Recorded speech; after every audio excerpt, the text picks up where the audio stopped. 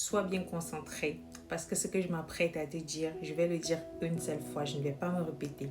Ne bâtis pas un mariage sans Dieu. Je vais me présenter, moi c'est Madame S. Je suis coach mariage et je suis leader de la communauté des femmes sages, communauté d'épouses. Je partageais un message avec toi aujourd'hui et je veux te dire, si tu bâtis un foyer sans Dieu, si tu bâtis un mariage sans Dieu, lui-même qui a institué le mariage, ton mariage est voué à l'échec. Il faut que tu saches que tout ce que Dieu fait, l'ennemi cherche à le détruire. Tout ce que Dieu a créé, l'ennemi cherche à détruire. Donc, si tu veux bâtir ton mariage sans Dieu, tu vas bâtir, c'est sûr, mais ce sera voué à l'échec.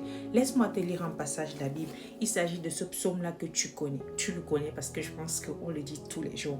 C'est le psaume 127, verset 1. Je vais lire exactement comme c'est écrit.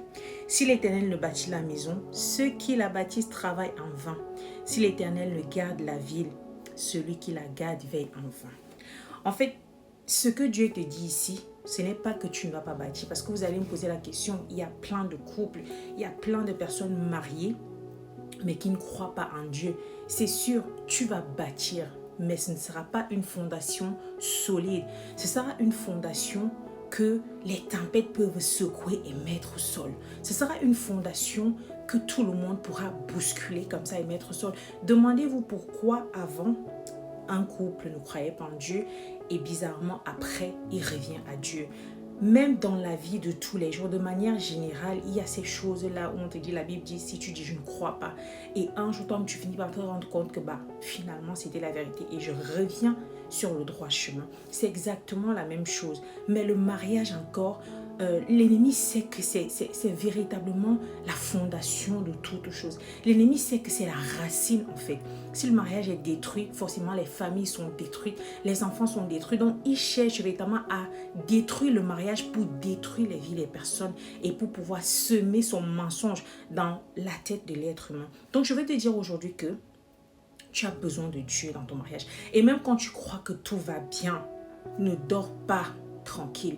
Ne dors pas en te disant tout va bien, je n'ai pas besoin de Dieu, j'attends le jour de la tempête. N'attends pas la tempête pour retourner à Dieu. Véritablement, sois accroché à Dieu de telle sorte que quand la tempête arrive, la tempête trouve que tout est barricadé. En fait, tu as mis des barrières partout et juste la tempête va te secouer un tout petit peu, mais parce que tu as Dieu, tu tiendras. C'est ce que je voulais partager avec toi aujourd'hui et je ne m'adresse pas seulement aux femmes.